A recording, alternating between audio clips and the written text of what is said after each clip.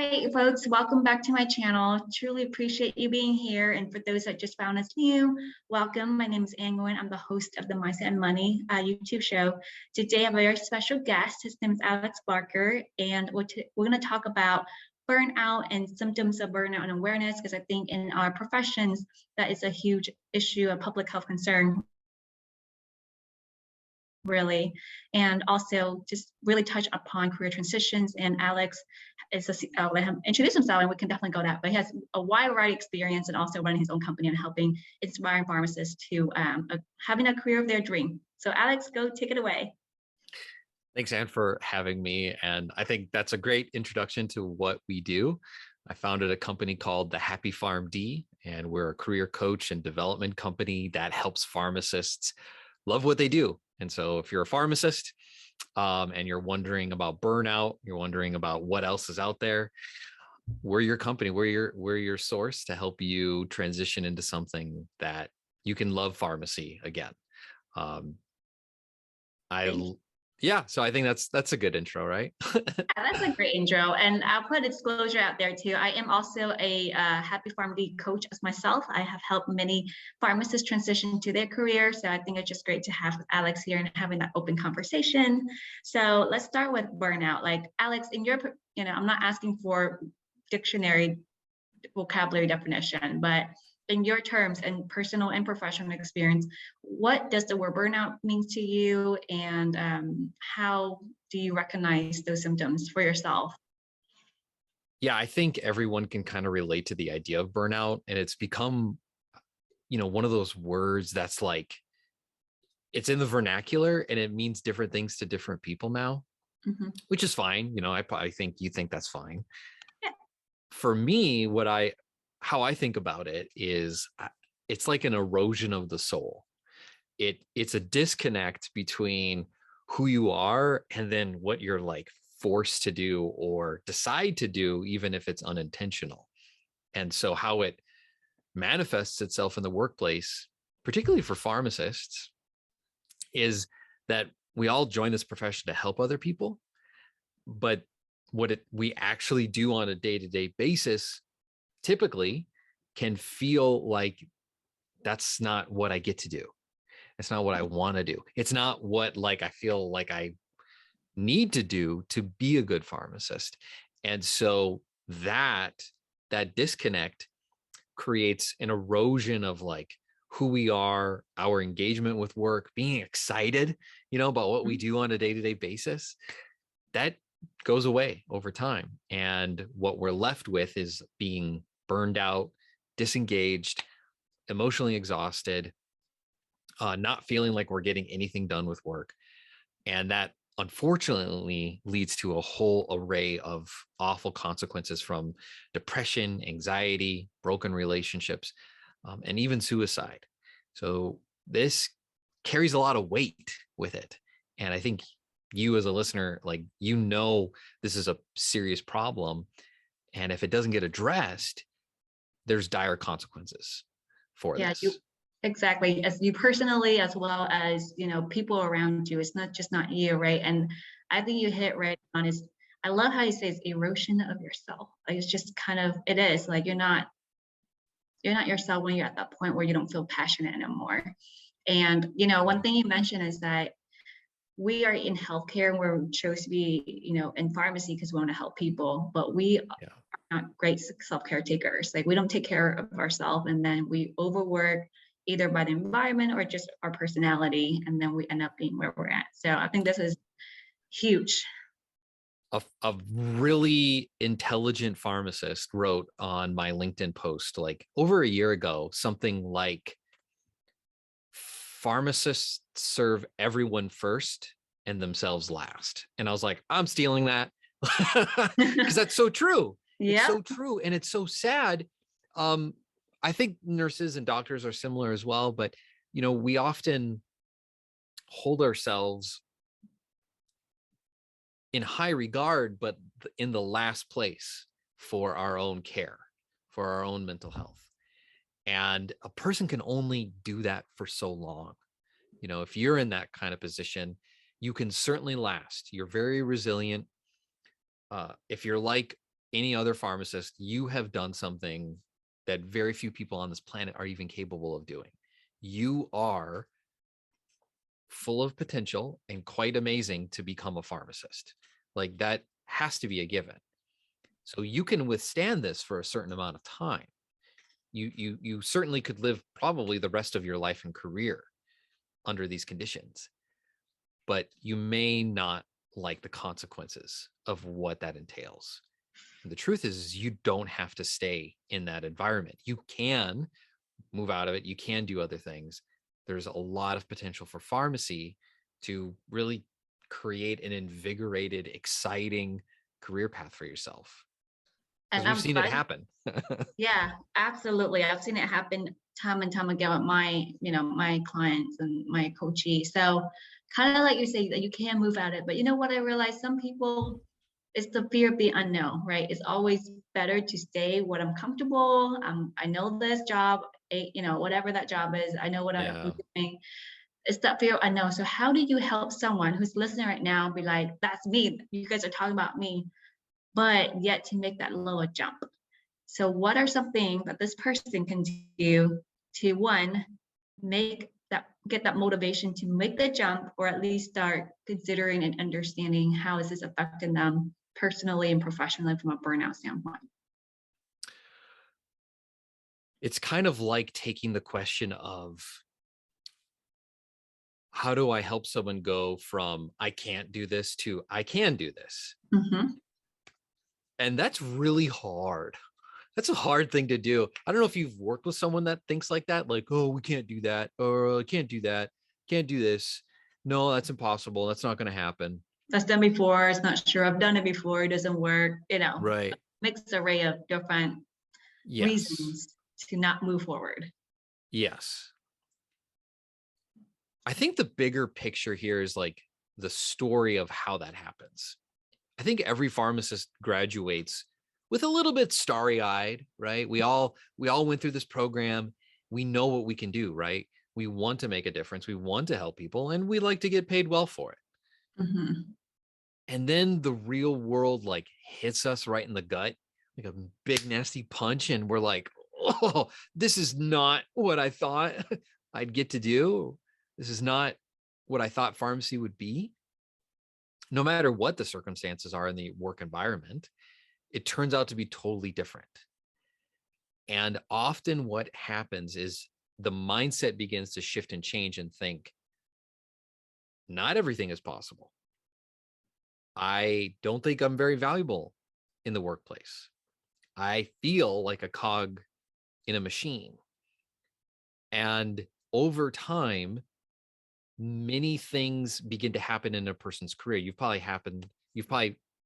Whoever's listening to this, you've probably had little things happen to you over time that kind of cement the way you think about yourself, right? Being not threatened by a boss, but like just told, you know, you got to ship up. You got ship up or shape out, right? Or however you got to ship up and or ship out. I'm not sure how the saying goes, but you need to improve your performance. You need to improve your metrics. You're not doing a good job here. You're not doing a good job there. And what we often find is that one of the first things we have to work on with people is really what's called intrinsic motivators. The internal things that make us want to do something. Because if you come to us and say, I want to get out of my job, I want to get out of this, I want to get out of that, I'm burned out, I'm disengaged, the first thing that we have to work on is the mindset. Because for years, you've probably thought, I can't do this. I'm not going to be considered for this job because I lack experience, or whatever reason you've told yourself.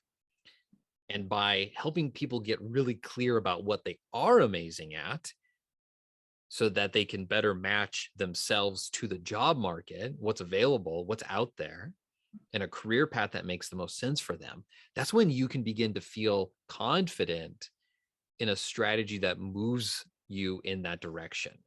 But I mean, Anne, you know this, as most pharmacists approach the job market, the typical thing is like update the resume, send it out, and hope someone bites, which is a very ineffective and time-wasting strategy. And applying to as many jobs as possible, just praying and Yeah. hoping. Right. Yeah. And Yeah. Yeah, absolutely. And I think, in terms of it won't happen overnight, right? Like this is where, oh, I want this job when you make a transition. And then they start feeling discouraged, like, well, I put in 50 applications, I get zero. Like the job market's saturated. I feel tired and I feel like pharmacy is not for me, or the pharmacy profession is saturated.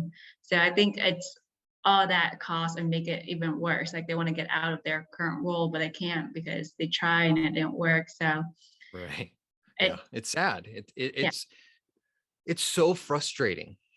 I mean, with the way the job market is, with how many applicants apply to each opening, you're talking over 50 applications for jobs these days, and new grads, they of course want the new jobs.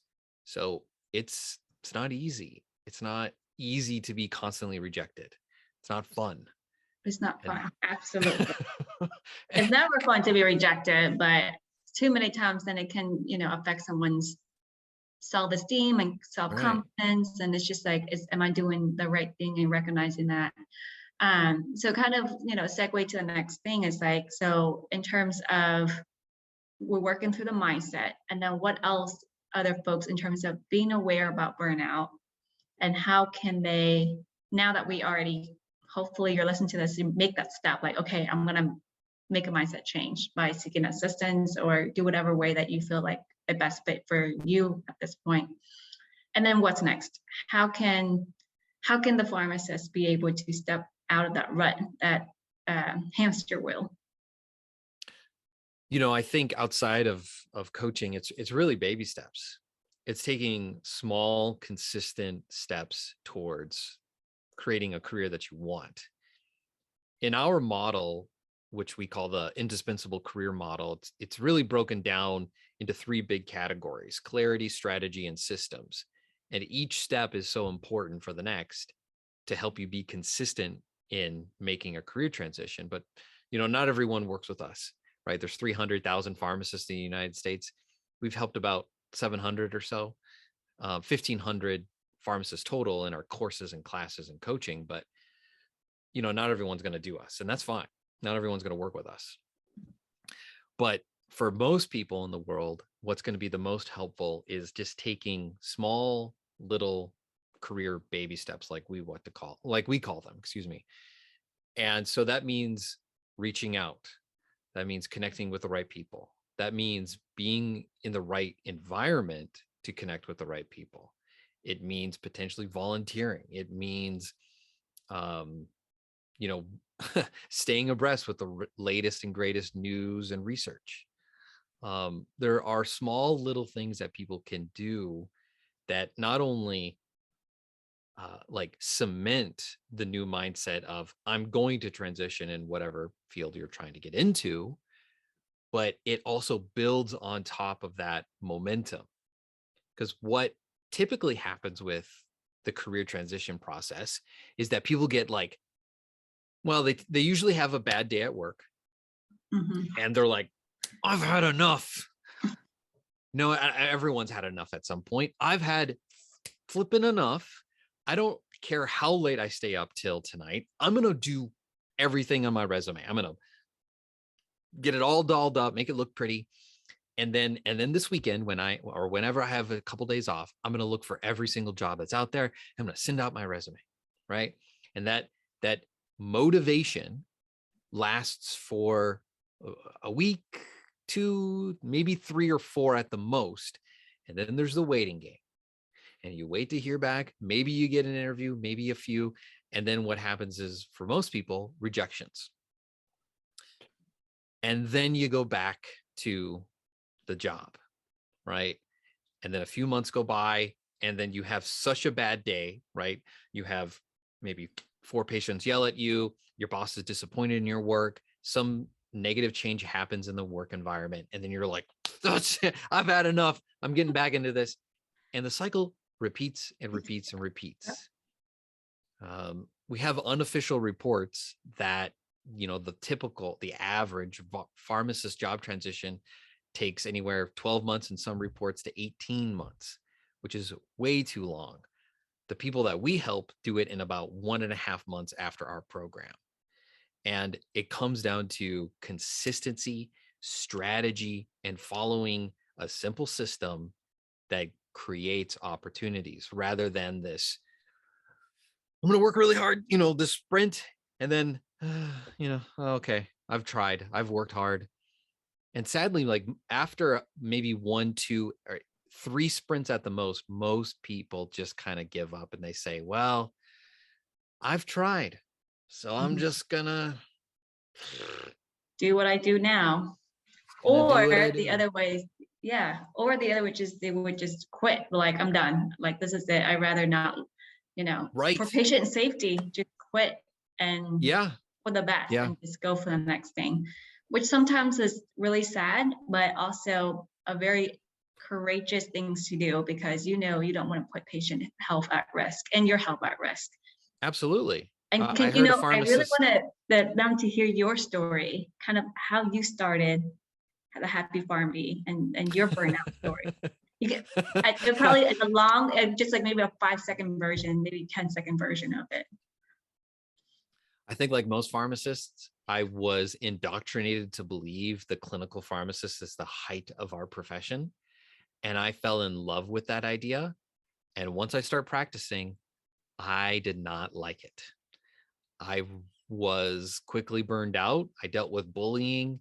Um, I was being bullied. I didn't, I wasn't bullying others. And I began to hate my job. I hated pharmacy for like selling me this idea that I believed in, and turned out I hated it. And I hated being a pharmacist, and I wanted to escape. I thought the only way I could do that is by leaving the profession totally behind. A lot of people tell us that when they start working with us. In fact, a common misconception that I think I inadvertently created when creating the company was like, oh, you help pharmacists leave the profession. No, 95% of the people we help stay in pharmacy.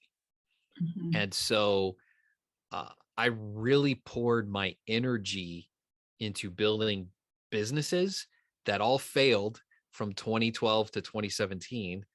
But in the beginning of 2017, that's when I created the Happy Farm D, and I put all of my energy into it while working a full-time job that I was able to kind of craft to the best of my ability. And then eventually I left that behind to pursue the Happy Farm D full time. That's really how I found my freedom. Um, Still practicing within the profession, right? It's very much an academic job, just without the Mhm. institutions.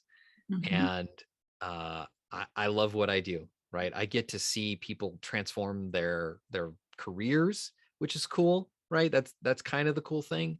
But the really awesome, sexy stuff is the pharmacists that tell me things like, I don't fall asleep on the stairs anymore after my work. I wake up excited to go into work on Monday. I don't have panic attacks anymore. My family doesn't ignore me or stay away from me because of the stress. I saved my marriage. I saved my relationship with my kids. Like, that's the stuff that I get to think about and dwell upon when I'm feeling down or depressed. That's the kind of transformation we get to do. And that's the exciting stuff, because pharmacy is important. Absolutely. This profession is worth saving. But what I think matters to us more is that, yes, the pharmacist is practicing at their highest level in a new job, new career, but their families are doing better. Their lives are better for it. They're making a bigger impact, not just for patients, but the entire world. And so to me, like, that's the cool stuff that we get to do. And I think a lot of pharmacists get it once they see the vision for what's possible for them. You begin to think about, okay, I'm not just a cog in a wheel anymore. I I'm can in do something. control, right? I Right. can do something. I am control of what I'm doing and my next role, whatever that role is. And to add to your list of what I call accomplishment, but just personal anecdote is, one of my pharmacists I work with is like, I don't have to cry at work or coming home and cry, or I can actually sleep without thinking about it's like those comments is what gets me to continue on this podcast or this YouTube channel, and of course podcast, but also just bringing in different speakers, because I think it's like, yes, you hear it once, you hear it twice, you hear it twice. Yeah. And all right, maybe I will take an action. Like whoever listens to this, okay, maybe it's time for me to make that move, make that transition. And I think that's crucial. Like it's just not you, right? It's like you said, it's your family, it's friends, colleagues, significant others, your kids, your neighbors, just overall your health well-being. Because I love pharmacy and I love what I do. And I want other pharmacists to be able to, what I would say, see the light at the other side, because there's so many different opportunities. One thing I would say is that we need to be more creative. Like you said, this pharmacy profession needs more innovative, creative solutions, and pharmacists can do so many different things and not just the big retail chain or like the big hospital. There's so many in between those two that pharmacists can leverage our skill set, because very potential to, it's hard to get to pharmacy school and it's hard to finish pharmacy school and go into that curriculum. So I would hate to see someone throw away and walk away completely before trying to match a role that they truly live up to and in terms of their strength. One of the pharmacists that we've helped said that she was considering leaving her pharmacy job, getting paid $65 an hour, just to get away from that to a $25 an hour school administrative job where she would basically be a secretary. Like that was the level of contemplation she was considering. I'm so glad she didn't do that. I mean, she probably would have been awesome at it, but she had so much more potential. And every pharmacist who's listening to this, you have a lot of potential. You've done one of the hardest degrees that's out there in the entire world. You don't need to settle. You absolutely do not need to accept poor working conditions just because you've got debts that you have to pay, or you need to make money to be alive. There are lots of careers out there where you can make similar, if not more money doing what you love on a day-to-day basis. It's totally possible. Majority of our clients, 55% of them are retail. I think another 10, 20, 15%, I believe, are hospital. And the redistribution to new pharmacy career paths is there's like 32 different careers that we've helped pharmacists get into. And they're all over the place, from industry to remote clinical work to academia to consulting. There's so many cool things that are out there for us. Yes, the majority of jobs are in the hospital and retail, but that doesn't have to be you. You don't have to take that. No reason to. Exactly. Gotta leverage your strengths to the job, and follow what you're good at. If you don't like to talk to folks, you like to do your own thing. Maybe a job that tells you that you have to talk to patient 98% of the time may not be good for you, right? Like kind of that misalignment. That's what making maybe that. Well, I'm not saying that's the only thing, but maybe that is one of the reasons where it's that misalignment causing this dissatisfactions and potential burnout on your end. Yeah, absolutely. I think a part of it is too just the exposure for students, like in particular, I think it's still going on, this idea that residency is still the best thing. Clinical pharmacy is still the best thing that you can do. But even within clinical pharmacy, there's so many variations of what a clinical pharmacist actually is. And some of them have no patient interaction and some of them have a ton of it. And based on your characteristics, your personality, the things that make up your psychology should help you kind of match within that where you want to go. But weighing all of those things on top of knowing what's out there for the job market, it's not so easy. Like it's very challenging to put all of those pieces together. So how do you do that? Well, hey, we have a career development resource. We've got the best in the world, in my opinion. So I would recommend. No, but we know the market better than anyone else. We have a ton of pharmacy experience, like over 150 years with the entire team, man. And That's we've got right. over 50 years of pharmacy coaching experience collectively as a team. We've learned a lot, so we know the mistakes and pitfalls to avoid and the strategy to get into it. Best in the biz, as I'm going to say. Like that's part of the work that that we have done, and also just helping pharmacists overall. That in this YouTube channel, I also have students and residents potentially Mhm. listening to the our show. So, what are 3 tidbits you can have to students who are coming out fresh out of school and hear what we've talked about in the last 30, 40 minutes? What are 3 things you think students can take away from this conversation to help them prepare them for success?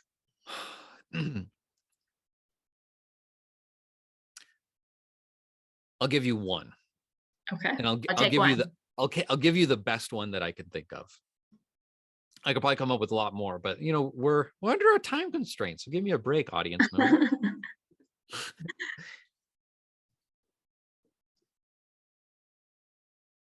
It's okay that you're wrong. It's okay to be wrong. Okay, let's just believe that for a minute. I'd encourage you to choose one career path for yourself and give it everything that you got to go down that path. What I see a lot of students doing that I believe is making them more ineffective, if not more likely to fail in their career pursuits, is being wishy-washy, typically into the 4th year, about what they're really interested in, about what they want to learn more about what they would actually like to do as a pharmacist. And I don't blame you, because I did the same exact thing. I waited until my 4th year to decide to do a residency, which was really foolish. And I scrambled at near the end, not actually do the scramble, but just like rushing around trying to do as much as I could to get as much on my CV. That was a total mistake. And it got me just only one interview out of like the 13 applications that I had. But what I see a lot of people doing is like waiting till the end and saying things like, I'm really interested in MSL roles, but I also like neuropsychology and in clinical pharmacy, which both are great. Potentially you could be successful at both of those things, but they couldn't be more different. They couldn't have different responsibilities, different tasks, different skill sets. And so I would encourage every student, especially pre-pharmacy and first year students, to go broad, right? Hopefully you have a good understanding of like what you enjoy doing by this point, what kind of work you're most interested in. If you're good at teaching, if you're good at researching, if you're good at talking with people, those kinds of things. And based on those things, talk with your career advisors, and learn about the career paths that have those kinds of activities. And try to narrow things down so that you pick one career path, and that will help you create momentum. And momentum means that you're not trying so hard to get better results. Because unfortunately, what most pharmacists do, and this is natural for every career, is that once you graduate school, you no longer have this overburdening pressure to like keep hustling, keep working hard, keep doing all of these things, because there's no grade, really. You can do your job pretty much just as good as everyone else and you'll get paid. That's really the system that we have. And unfortunately, that creates complacency. And once you're complacent in the job market, you become irrelevant or dispensable, essentially. And what we do with people is we help them become indispensable, which means momentum, where companies are reaching out to you for opportunities because you have a reputation, you have made a name for yourself in certain ways, and they go, oh, I want you. I would like you to work here because I know this about you, rather than you applying to places trying to convince total strangers that you would be good at something. that's the difference between dispensable and indispensable. And so going back to my main point for you students out there, learn as much as you can about the career paths early on, narrow down to one or two at the most career paths, and then begin to do the typical things that most people try to do when looking for a job: networking, discovering new opportunities, volunteering, shadowing, asking a lot of questions. So be engaged early on. That is the best advice I can to help you get career momentum happening. Well, thank you. I think that one advice serves more than three I'll ask for. Definitely. Yeah. It encompasses a lot more than you ever think. And honestly, I think that apply not to only students, but our pharmacists out there, right? Same strategies. Yeah, we talk about career transition, but you pick a role and you're like, nope, this is not a good fit. You can pick the next role and really go your full 120%. And I'll say, and a tidbit to that is like, be open-minded, right? And kind of like we've been talking about is there's that resiliency within pharmacy professionals that we know that we can overcome a lot of hurdles, but do you need to overcome that? I think that's the question you have to ask yourself. Do you, I actually also have a coach myself, and one thing he advised me is that what do you love to do effortlessly, where you doing at it and you just feel like it's not been a job. And that's something I'm striving to look like, what do you do effortlessly that you just, oh, this is just not even a job for you. And I think that's really important, right? And I think complacency kills. It kills your interest, it kills your engagement. And when you get too complacent at something, and that's their comfort zone, you start to say, well, I don't want to branch out because who knows what's on that side of the jungle. But it could be rainbow and forest, or it could be a desert, but you don't know until you find out. So with that, I want to. Yeah, totally agree. Yeah, right. So with that, I want to close out our conversations. I think this has been really good, help the conversation regarding like awareness of what is burnout, how can we help you combat it. If you're interested, Happy PharmD, the company can definitely help you. And that's what Alex started. And there's other many resources, right? Don't limit yourself. I think the biggest thing is really building relationship and networking. One thing you were mentioned that you were on your P4, you were scrambled to do a lot of things on your CV. I think similarly, like we don't want to scramble. It's a marathon, not a sprint. And with marathon, you need preparations, you need the right nutrition, you need balance, and just mentality. So I think with career, as you're moving from one place to next, or stay in your current role and want to move up, whatever that may be, it's a marathon, it's not a sprint. So having the right resources, the right staff, the right team, the right mentors, all that play a crucial role in your transition. So Alex, any last remark before we close out for the team? So we talked a lot about burnout today, and we talked about the problems of the job market. And we want to help 1,000 pharmacists this year conquer the job market, create careers that they absolutely love. If you go to thehappypharmd.com/care, we'd love to send you a care package. And what you'll get in this is a copy of my book, both the text and audio versions of Indispensable, the prescription for a fulfilling pharmacy career. And this contains a lot of the lessons we've learned from coaching pharmacists and helping them create career transitions into work that they actually love, as well as our salary guide, which we update every year, that keeps the latest and greatest information about what's happening to pharmacist salary, as well as a lot of other career goodies that are in there, negotiation tips, career pathway development, choosing a new career path, all sorts of lots of awesome things that we've learned.